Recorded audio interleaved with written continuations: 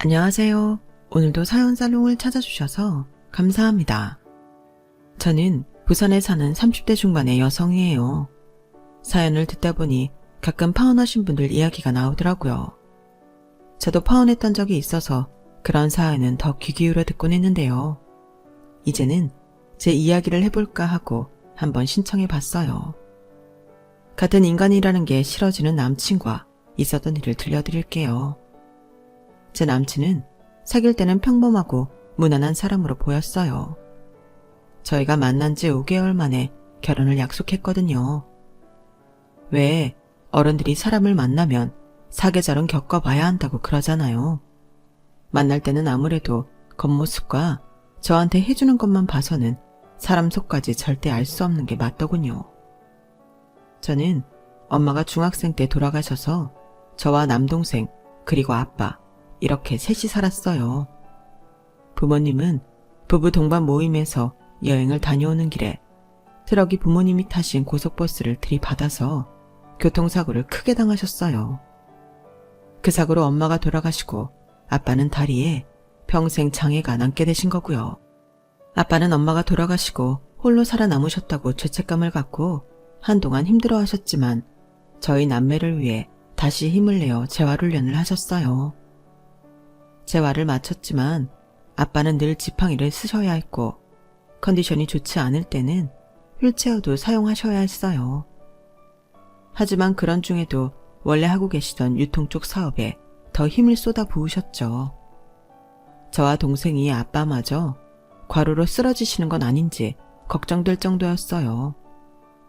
아빠, 너무 무리하지 마. 병원에서도 무리하고 스트레스 받으면 안 좋다고 했는데 왜 이렇게 매일 늦게까지 일만 하고 그래? 좀 쉬라고. 아빠 쉬는 날은 확실히 쉬니까 걱정하지 마. 그리고 스트레스 받는 거 전혀 없어. 아빠는 이 일이 좋아. 그리고 너희 앞날을 위해서라도 내 사업 더 잘 키워놓을 거야. 그러려면 한 살이라도 젊을 때 일 많이 해야지. 아빠는 몸이 불편해지시니 혹여라도 저희한테 그게 문제가 될까봐 걱정을 하셨던 거였어요. 아빠가 몸이 좀 불편하다고 하면 첫인상이 안 좋을 수도 있는데 집이라도 더 잘 살아야 되지 않겠냐는 거죠. 저도 몰랐는데 대학에 가서 아빠가 친구분하고 하는 말씀을 듣고서 그제야 아빠의 깊은 마음을 알게 되었네요. 아빠는 저희 앞에서는 꿋꿋이 잘 지내는 모습을 보이셨지만 혼자 계실 때에는 엄마도 많이 그리워하셨고 다리가 불편해진 것에 대해서도 힘들어하셨어요. 멍하니 하늘 보며 엄마 이름을 부르거나 내가 어쩌다 이렇게 됐냐며 혼잣말 하실 때가 있더라고요. 저와 동생은 그런 아빠 마음을 조금이라도 기쁘게 해드리려고 각자 자기의 할 일을 더 열심히 했고요. 저는 앞서 말한 아빠가 그렇게 열심히 일했던 이유를 알게 된 후 수능시험을 다시 봐서 더 좋은 대학에 들어갔어요. 아빠가 제가 들어가기를 바랐던 대학이었거든요. 비록 재수를 하게 됐지만 제 합격 소식을 들은 아빠가 언제 다시 공부를 했냐며 놀라면서도 굉장히 좋아하시는 모습을 보니 뿌듯함을 넘어 보람까지 느껴졌어요.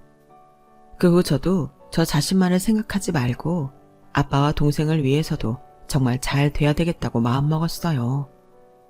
그건 저뿐만 아니라 동생도 마찬가지였던 것 같아요. 동생은 명문대를 전액 장학금을 받으며 들어갔거든요. 아빠는 유통사업을 계속하시면서 화장품 사업까지 뛰어들었어요. 어느 날 갑자기 마음이 동해 시작하신 게 아니고 그동안 차근차근 준비해 오면서 인력과 자금을 모았던 거라 사업은 처음 하는 일 같지 않게 순조롭게 진행됐어요. 그러면서 아빠 명의의 건물도 소유하셨고요. 저와 동생은 엄마를 잃고 몸도 불편한 것을 극복하고 이렇게 집안을 일구신 아빠를 정말 존경했어요. 대학을 나와 직장에 들어와 보니 아빠가 얼마나 대단한지 더 절실히 느끼게 됐고요. 사회생활이라는 거 일보다도 특히 인간관계가 어찌나 힘든지 그 많은 사람들과 소통하고 앞장서 일하는 게 아무나 하는 거 아니구나 새삼 깨달았거든요. 아빠는 저와 동생이 각자 위치에서 제 할 일을 잘 해나가는 걸 보며 마음이 놓이신 것 같았어요. 미경이 성훈이 둘 다 아빠 도움 안 받고 직장 잡아 일 잘하고 있는 거 보니 흐뭇하다. 그래도 언젠가 아빠 회사 들어와야 되는 거 알고 있지? 아빠는 첫째, 둘째도 안 따지고 아들, 딸도 안 따져. 무조건 일 더 잘하는 게 먼저야. 알지? 그건 나도 성훈이도 잘 알고 있지. 근데 난 동생하고 아빠 회사 갖고 싸우기 싫기도 하고 꼭 아빠 회사에 안 가도 된다고 생각해. 내가 잘할 수 있는 걸 찾게 되면 그때 말할게. 나도 누나랑 같은 생각이야. 아빠가 납득할 수 있게만 해줘.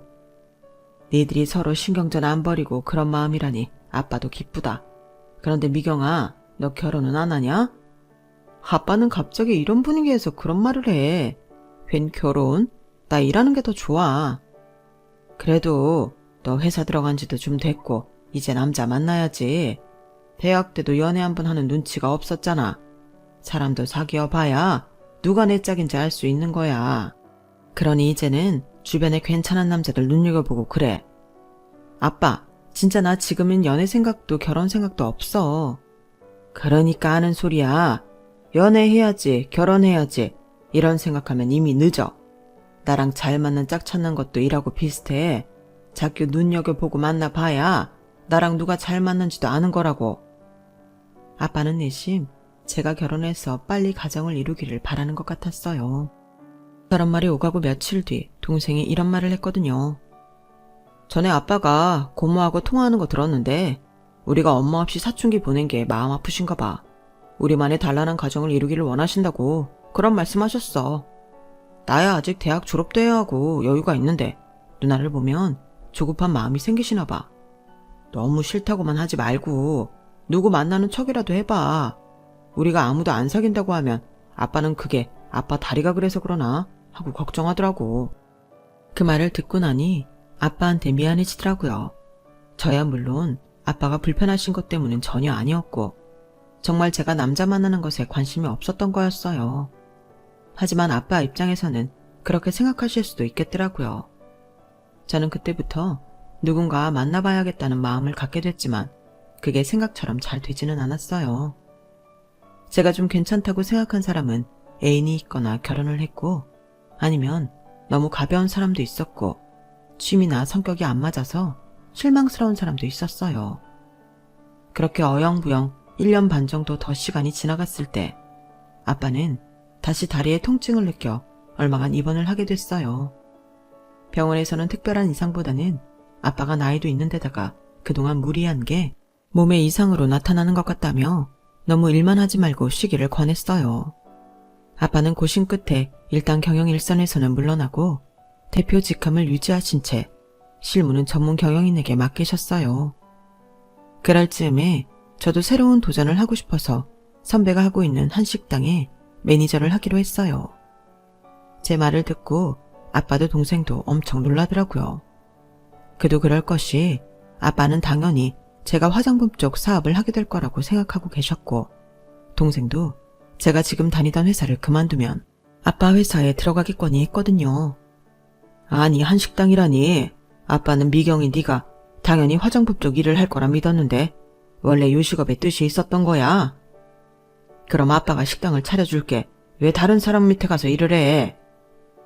몇 년 전부터 요즘 젊은 사람들 취향이 많은 한식당 쪽에 자꾸 관심이 가더라고. 근데 내가 경영 공부만 했지 그쪽으로는 아는 게 없잖아.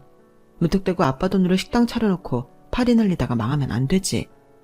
나는 음식보다는 경영에 더 관심이 많은데 어떻게 해야 손님 회전율이 더 좋은지 사람들이 어떤 걸 좋아하는지 파악하는 걸 공부할 겸 들어가는 거니까 너무 뭐라고 하지 말아줘. 혹시 알아? 나중에 내가 요식업 하게 돼서 아빠 회사 계열사처럼 될 수도 있잖아. 누나, 그렇게 자기만의 길을 개척할 생각할 줄은 꿈에도 몰랐네. 누나 뜻이 정 그렇다면 나는 찬성. 그래, 네 뜻이 정 그렇다면 아빠도 잘 알겠다. 다만 아빠 사업에 관심 없어 보이는 건 좀 섭섭하구나.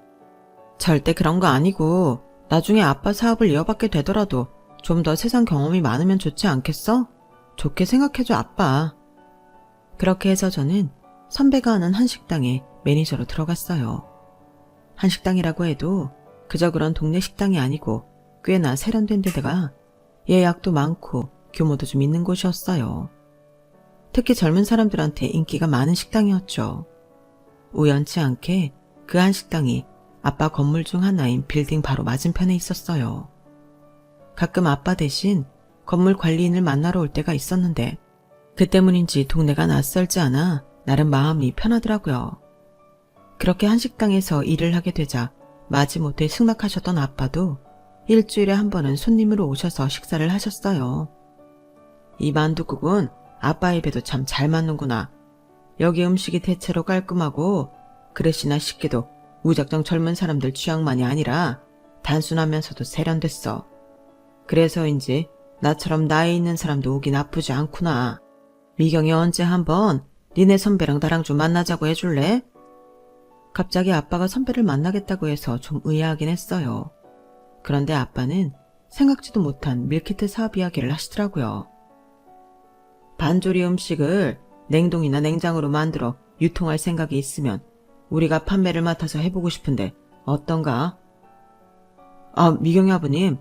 아니, 대표님께서 그렇게 적극적으로 해주신다면 저도 힘껏 해보고 싶습니다.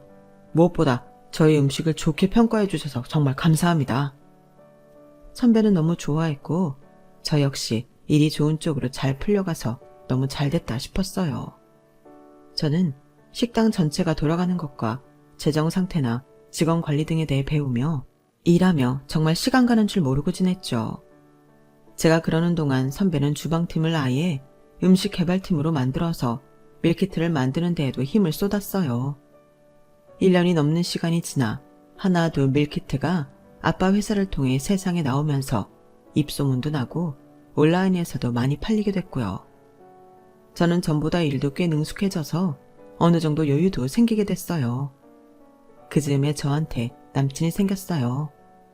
남친은 아빠 건물에 있는 직장에 다녔고 우리 식당에 점심을 먹으러 꽤 자주 왔어요. 일주일에 두세 번은 꼭 왔거든요. 남친이 저와 사귀기 전부터 저한테 자기가 땡땡 회사에 다닌다고 말을 해서 아빠 건물에 있는 회사라는 걸 알았죠. 그걸 제 입으로 그 건물 우리 아빠 거라고 말하지는 않았어요. 무슨 초등이 우리 집 크다 그러듯이 자랑하는 것 같아서 그런 말은 하고 싶지 않더라고요. 또 그저 손님 중 한 명일 뿐인데 아빠 건물이네 뭐네 이야기할 필요도 느끼지 못했고요.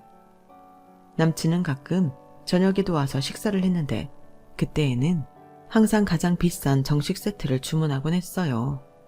그러다가 단체 예약 손님들이 온 날 남친이 저녁을 먹으러 왔더라고요. 저는 단골 손님한테 특별한 혜택을 주고 싶어서 말을 걸었어요. 손님, 오늘 저희가 단체 예약을 받아서 메뉴에 없는 특별 정식이 나가거든요. 손님도 원하시면 그 세트로 드릴까요? 물론 가격은 늘 드시던 메뉴 가격으로 받을 겁니다. 강요는 아니고요. 오늘 저희가 평소에 만들지 않던 걸 만드니 손님께도 드리고 싶어서요.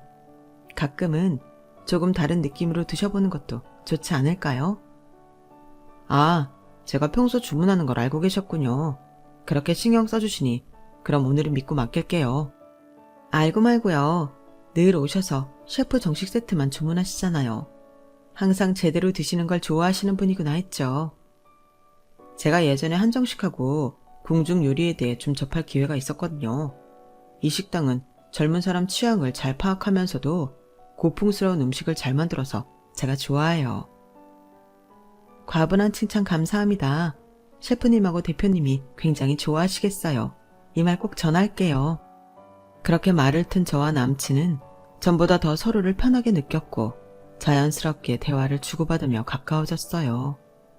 그러던 어느 날 남친이 점심을 도시락으로 포장해서 사무실에 갖다 줄 수 있냐고 식당으로 전화를 했어요. 런치 세트 중 가장 비싼 걸로요. 원래 도시락 형태로 포장이 되니 아마 될 거예요. 그런데 12인분이나 오늘 무슨 날이에요? 전체 회의를 하는 중인데 제가 그 식당 홍보도 할 겸 해서요. 이렇게 괜찮은 식당은 마구마구 알려야죠. 바로 코앞인데도 아직 한 번도 안 가본 사람도 있다고 해서 오늘 제가 마음먹고 쏘는 겁니다. 홍보까지 생각해 주시고 정말 감사합니다. 셰프님한테 말씀드려서 특별히 더 잘해서 보내드릴게요. 선배도 되게 좋아하겠는데요. 선배라고요? 누가 선배인데요? 아, 실은 이 식당 대표님이 제 대학 선배예요. 그런 인연이 숨겨져 있었군요. 아무튼 잘 부탁드립니다. 그렇게 남친은 전화를 끊었어요. 그날 도시락은 특별히 제가 직접 배달을 갔고요. 남친은 도시락을 받아 들고서는 갑자기 이런 말을 하더군요. 김미경 씨, 혹시 그 선배라는 대표랑 무슨 사이예요? 사귀는 사이? 그런 거예요? 네?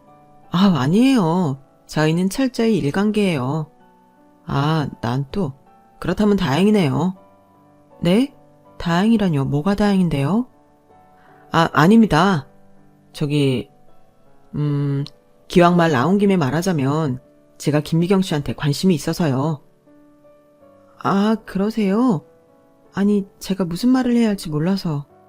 제가 어떤 말을 해야 할지 몰라 머뭇거리고 있자 남친은 쑥스럽다는 듯 고개를 숙이며 맛있게 먹겠다고 인사를 하고 사무실 안으로 들어가 버렸어요.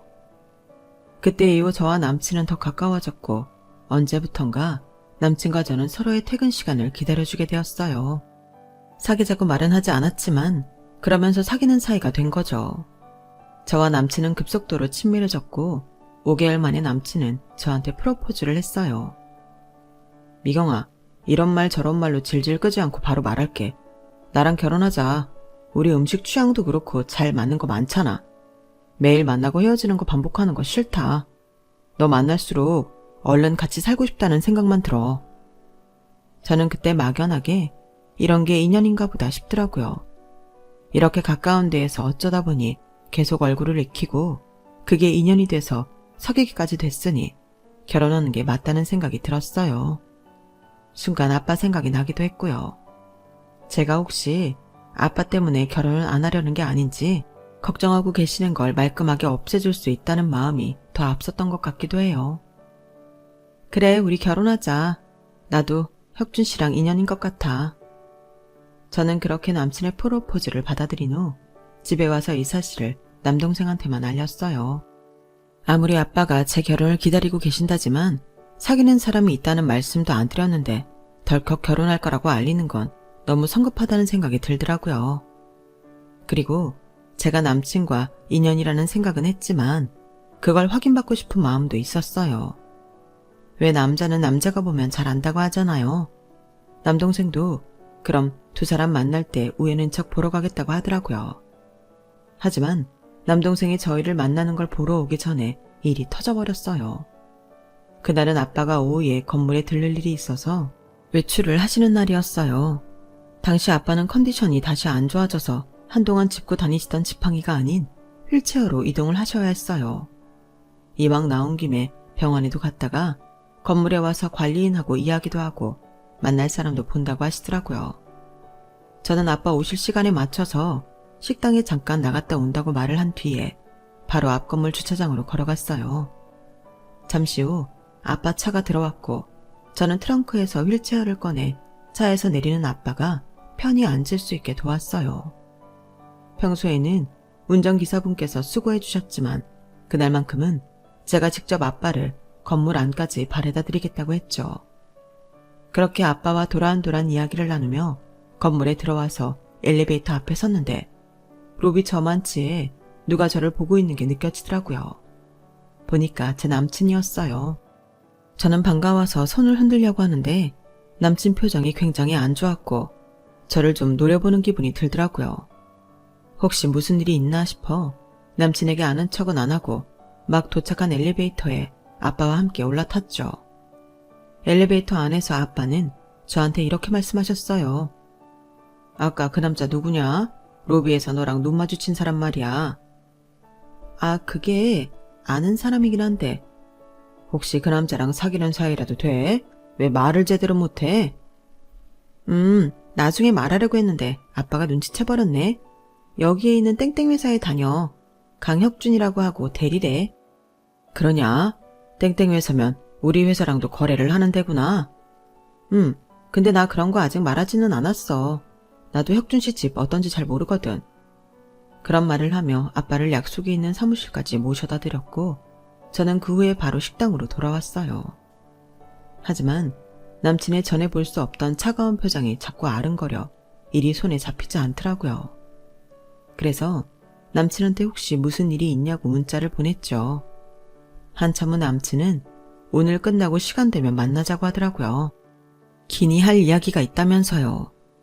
뭔가 심각한 느낌이라 알겠다고 바로 답을 보냈어요. 괜히 가슴이 쿵쾅거리고 안정이 되지 않더라고요. 무슨 안 좋은 일이라도 있는지 걱정도 됐고요. 그날따라 시간이 늦게 가는 기분이라 저는 얼른 퇴근 시간이 되기만을 기다리며 시계만 봤어요. 빨리 무슨 일인지 알게 돼서 이런 기분을 떨쳐버리고 싶었어요. 이윽고 퇴근 시간이 돼서 약속 장소인 카페로 갔더니 남친이 먼저 와서 팔짱을 끼고 앉아있더라고요. 분명 평소와는 아주 다른 분위기였어요. 빨리 왔네. 근데 무슨 일 있어?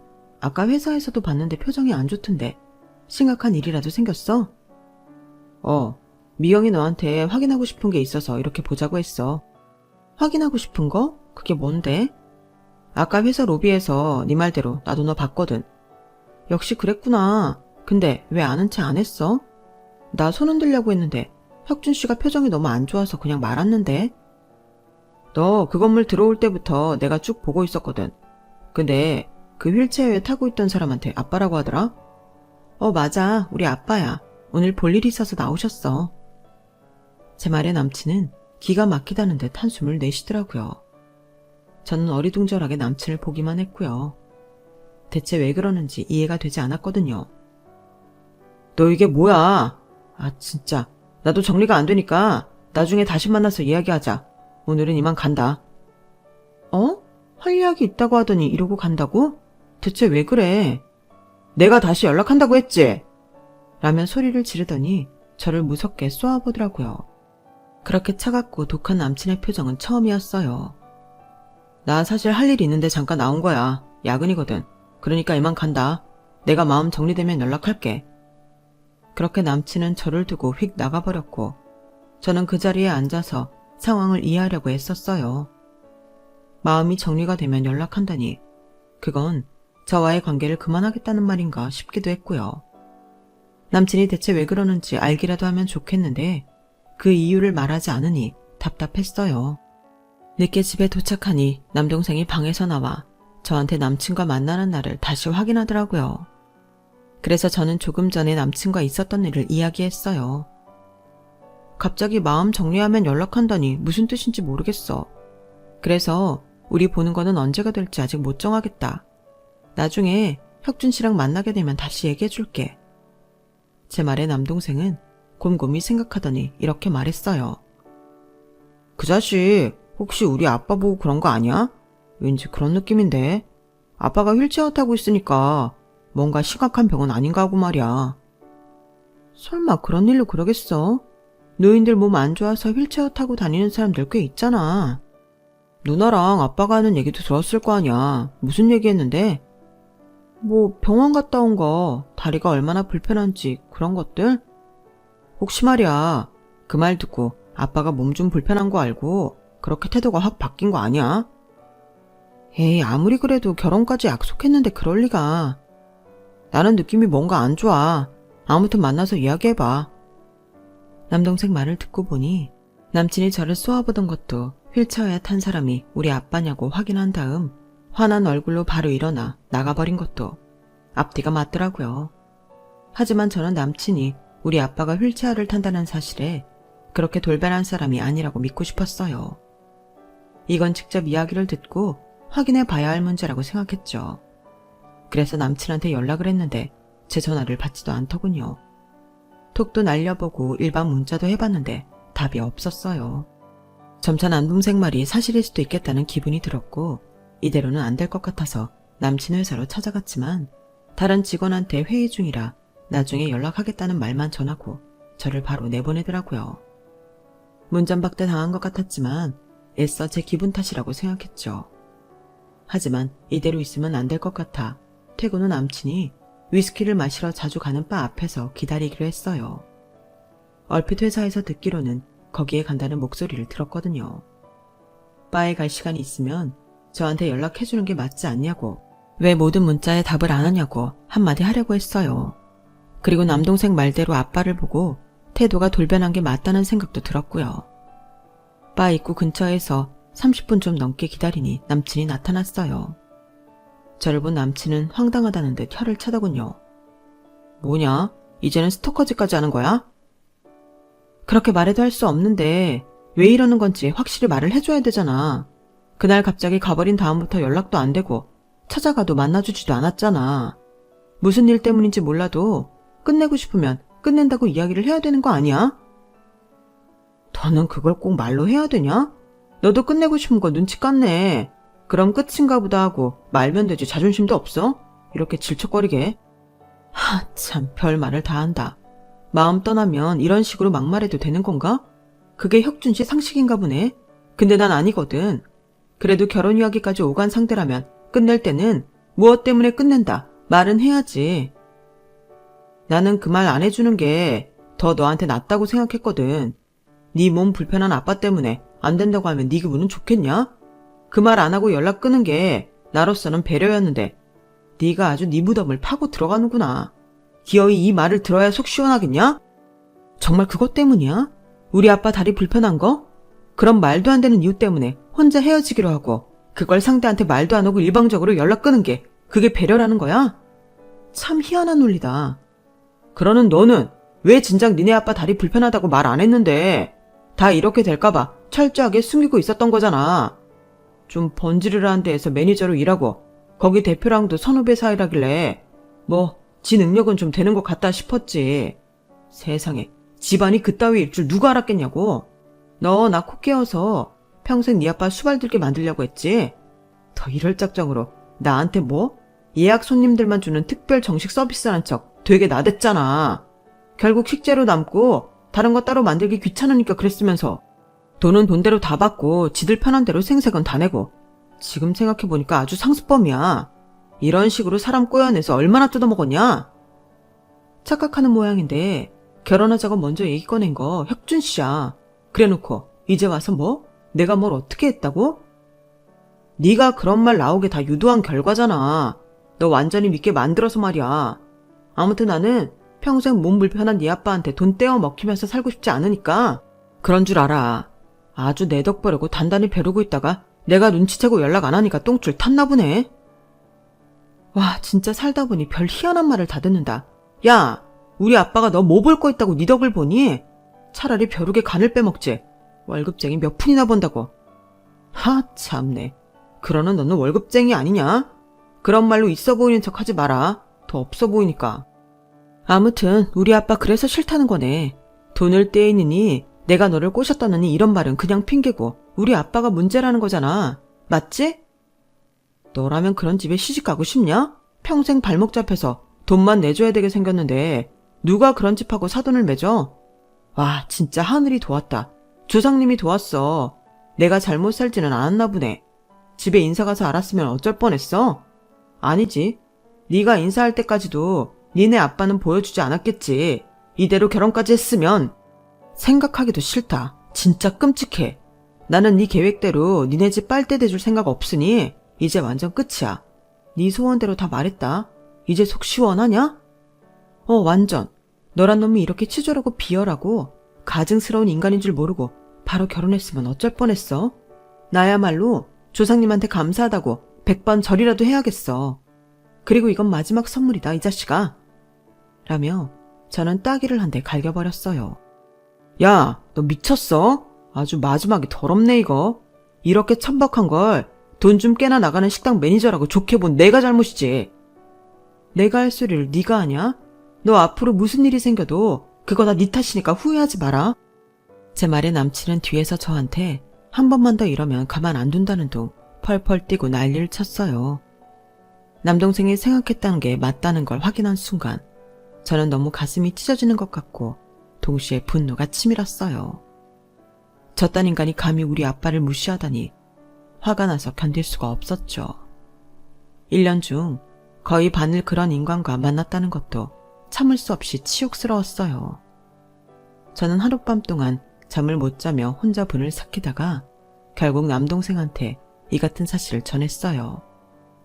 남동생은 그럴 줄 알았다는 듯 고개만 끄덕이더라고요. 그리고 저는 출근을 했고 모든 걸 잊으려고 더 열심히 일에만 파고들었어요. 그런데 남동생이 전화를 해서 지금 바로 도시락을 아빠 건물에 있는 땡땡 회사로 배달해달라는 거였어요. 거기는 강혁준 그 인간 있는 데인데? 아무튼 갖고 와. 누나가 직접 좀 갖다 줘. 저는 동생이 그 회사에 무슨 볼 일이 있을까 싶어 갸웃했지만 일단 주문받은 거라 음식이 나오는 대로 포장을 해서 들고 갔어요. 한층 전체를 다 쓴 회사라고는 하지만 직원들 자리에 앉아있는 게 한눈에 훤히 다 보이더라고요. 제가 도시락을 들고 사무실 안으로 가자 남자가 저를 보고 놀라서 바로 앞으로 오더라고요. 야, 이거 뭐야? 뭐 하는 짓이냐고. 여기가 어디라고 감히 알짱거려? 누구세요? 저 여기 배달 왔어요. 누구세요? 하, 너 진짜 이렇게 나올래? 그리고 누가 여기 이런 도시락 시킨다고? 이거 시킬 사람 없거든? 빨리 나가! 당장 갖고 나가라고! 남자 목소리가 커지자 주변에 있던 직원들이 흘끈거리며 저와 남자를 쳐다보더라고요. 그러자 남자는 잘 됐다는 듯 작정하고 이렇게 말했어요. 이 여자 조심해요. 사람 꼬셔서 등쳐먹는 그런 인간이니까 다들 속지 말라고요. 눈웃음 살살 치면서 상냥한 척 해놓고 뒤통수 후려치는데 저 완전 발목 잡힐 뻔했다니까요. 그때 저만치에 있는 대표 사무실 문이 열리더니 남동생이 휠체어에 탄 아빠와 모습을 드러냈어요. 지금 누가 우리 딸한테 저 따위 말을 하는 겁니까, 이 대표? 저 사람 누구예요? 감히 우리 딸을 모욕하는 저 사람. 회사 대표는 얼굴이 하얗게 질렸고 남자의 상사인 팀장이 오더니 남자 팔을 잡아당기며 말했어요. 강혁준, 너 이리 와. 네가 한참 잘못한 것 같은데 저분은 우리 거래처 대표님 따님이야. 네? 그게 무슨 말도 안 되는. 저기 저 노인네. 아니, 그러니까. 그제야 돌아서 아빠와 남동생을 본 남자는 말을 더듬기 시작했어요. 노인네? 그래, 네가 그렇게 비웃고 펄쩍 뛰게 싫어한 노인네가 바로 우리 아빠야. 너한테 돈 떼어갈 거라고 진저리 치며 나보고 조상이 도와서 결혼 전 알게 돼 다행이라고 한 사람이 바로 니네 회사 거래처 대표라고. 그 말에 남자 얼굴에 피기가 싹 사라졌어요. 그리고는 정말 거짓말 안 보태고 달달 떨기 시작하는데 이 인간이 진짜 이렇게 비겁하고 못났구나 싶은 게 정말 정 떨어지더라고요. 회사 대표는 팀장을 불러서 다들 보는 앞에서 호통을 쳤어요. 자네는 직원 교육을 어떻게 시켰길래 이 모양이야? 아무리 거래처 대표를 모른다고 해도 그렇지 나한테 온 손님한테 노인네라는 둥 그런 무례한 말을 해. 그리고 잘 알아보지도 않고 중요한 VIP들한테 함부로 댔으니 이거 어떡할 거야? 강혁준이라는 사람 자네가 뽑자고 했잖아. 그런데 나 오늘 보니까 저 강혁준이 때문에 우리 회사 손해가 말이 아니던데 어떻게 된 거야? 손해요? 대표님 그게 무슨 말씀이신지. 재고 처리 엉망으로 해놓은 담당이 바로 저 강혁준이야. 그 말에 팀장은 얼굴이 싹 굳어서 남자를 노려보았고 남자는 어쩔 줄을 몰라 지 두 손을 맞잡고 절절 맸어요. 그때 남동생이 아빠 휠체어를 끌고 제가 있는 데까지 왔어요. 그러는 동안 전 직원이 자리에 일어나서 지켜보는데 무슨 영화의 한 장면을 보는 것 같더라고요. 말 한마디 하는 사람 없이 숨죽이고 지켜보고 있었거든요. 저와 남자가 있는 데까지 오자 아빠가 말씀하셨어요. 이렇게 자기 할 일도 제대로 못하는 인간이 감히 열심히 살며 자기 길 개척하는 내 딸한테 막말을 해? 게다가 회사에 피해까지 입히고 말이야. 이 대표, 나 이런 사람 있는 회사랑 뭘 믿고 거래합니까? 그 말에 회사 대표는 바로 달려와서 허리를 숙였어요. 죄송합니다, 김 대표님. 제가 이 일은 가시는 대로 바로 처리하겠습니다. 그렇게 허리를 깊게 숙인 그 회사 대표와 팀장, 그리고 벌벌 떨고 있는 남자를 뒤로 한 채 저는 도시락을 남겨두고 남동생과 아빠와 함께 자리를 떠났어요. 뒤에서는 그 회사 직원들이 수근거리는 소리가 들려왔어요. 뭐야, 그러니까 아빠가 다리 좀 불편하다고 지가 차놓고 여자 이상한 사람 만든 거잖아. 그러게, 근데 하필 여자가 우리 회사 거래처 대표 딸인 거고.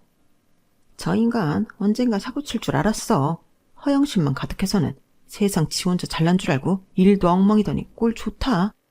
그날 밤 남자는 식당 앞에서 저를 기다리고 있었어요. 그런 남자를 향해 저는 마지막 말을 날렸죠. 네 말 맞다나 나야말로 인생 잘 살았나 봐. 너 같은 개차반하고 더 이상 엮이지 말라고 이렇게 파토나게 됐잖아. 이게 진짜 인간님으로 될 일이니? 이런 거 모르고 너랑 결혼했으면 어쩔 뻔했어? 하긴 너랑 결혼할 일은 없었겠다. 너는 우리 아빠 휠체어 탄 거 봤으면 바로 쪽냈을 거 아냐. 야, 이건 얘기가 다르지. 너 왜 니네 아빠 사업하는 거 숨겼어? 그리고 저 건물도 니네 아빠 거고 그걸 진작 말했어야지. 왜? 그거 말하면 우리 아빠가 없어지니? 너 그딴 걸로 사람 판단하는 거 당연한 줄 아나 본데 나는 아니거든. 그리고 다른 사람들도 안 그래. 너 나랑 인연 끊었다며 왜 쳐져고 그래? 네가 한 말 돌려줄 테니까 잘 들어. 질척대지 말고 꺼져줄래? 꼴도 보기 싫으니까. 그러자 남자는 자기 얼굴을 두 손으로 감싸며 소리를 질렀어요. 아, 미치겠네. 돌아버리겠네. 제가 고성방가로 경찰에 신고한다고 하자 남자는 어쩔 수 없이 발길을 돌렸고 얼마 후 회사에서도 해고됐어요. 그런데도 이 인간은 지가 한 말도 기억 못하는지 몇 번이고 저를 찾아와서 다시 시작하자며 애원하고 잘못했다고 싹싹 빌기까지 하더군요. 저를 좋아하는 건 진심이었다나요? 아니, 저더러 사람 꼬시려고 작정하고 달려들었다며 공개 모욕까지 줘놓고서 어쩜 그렇게 뻔뻔한지. 제가 그 일 전부 다 다니던 회사에 올려놓겠다고 하니 그제야 꽁지 빠지게 도망쳐버리더라고요. 그 이후로 제 앞에 그림자도 비치지 않고 있어요. 아빠는 인생 공부했다고 생각하라며 결혼은 제가 정말 좋은 남자 만났다고 생각할 때 하라고 하시더군요. 더는 결혼하라, 남자 만나라 재촉하지 않겠다고 하시네요. 저도 남자도 결혼도 천천히 지금 제가 하는 일 열심히 하며 느긋한 마음으로 찾아볼 생각이에요. 제 이야기는 여기까지예요. 들어주신 분들 모두 건강하시길 바라고요. 항상 좋은 일만 생기셨으면 좋겠어요. 감사합니다. 여러분, 사연 댓글에 응원과 현명한 조언 부탁드려요. 좋아요와 구독은 저에게 큰 힘이 됩니다. 오늘도 좋은 일 가득하세요.